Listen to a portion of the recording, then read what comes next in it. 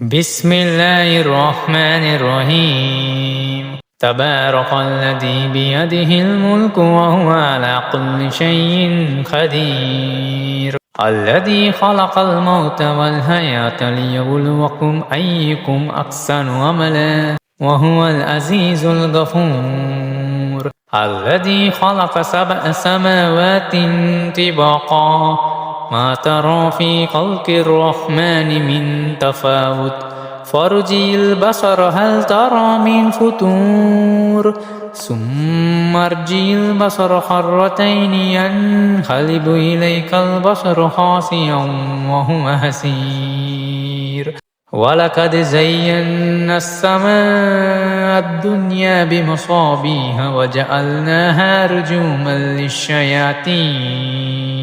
وأعتدنا لهم عذاب السعير وللذين كفروا بربهم عذاب جهنم وبئس المصير إذا ألقوا فيها سمعوا لها شهيقا وهي تفور تكاد تميز من الغيظ كلما ألقي فيها فوج سألهم خزنتها ألم يأتكم نذير قالوا بلى قد جاءنا نذير فكذبنا وقلنا ما نزل الله من شيء إن أنتم إلا في ضلال كبير وقالوا لو كنا نسمع أو نعقل ما كنا في أصحاب السعير فاعترفوا بذنبهم فسحقا لأصحاب السعير إن الذين يخشون ربهم بالغيب لهم مغفرة وأجر كبير وأسروا قولكم أو جهروا به إنه عليم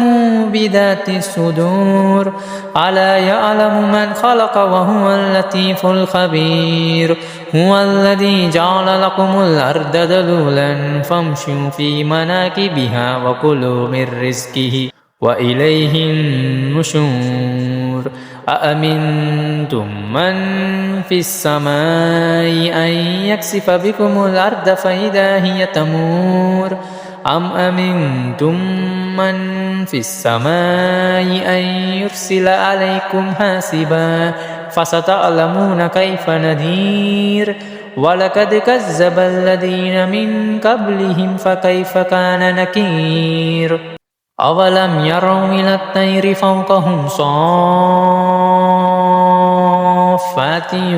ويقبلن ما يمسكهن إلا الرحمن إنه بكل شيء بصير أمن هذا الذي هو جند لكم ينصركم من دون الرحمن إن الكافرون إلا في غرور أمن هذا الذي يرزقكم إن أمسك رزقه بل لجوا في عتو ونفور أفمن يمشي مكبا على وجهه أهدى أمن يمشي سويا على صراط مستقيم قل هو الذي أنشأكم وجعل لكم السمع والأبصار والأفئدة قليلا ما تشكرون قل هو الذي ذرأكم في الأرض وإليه تحشرون ويقولون متى هذا الوقت إن كنتم صادقين قل إنما العلم عند الله وإنما أنا نذير مبين فلما رأوه زلفة سيئت وجوه الذين كفروا وقيل هذا الذي كنتم به تدعون قل أرأيتم إن أهلكني الله ومن معي أو رحمنا فمن يجور الكافرين من عذاب أليم قل هو الرحمن آمنا به وعليه توكلنا فستعلمون من هو في ضلال مبين قل أرأيتم إن أصبح ماؤكم غورا فمن يأتيكم بماء معين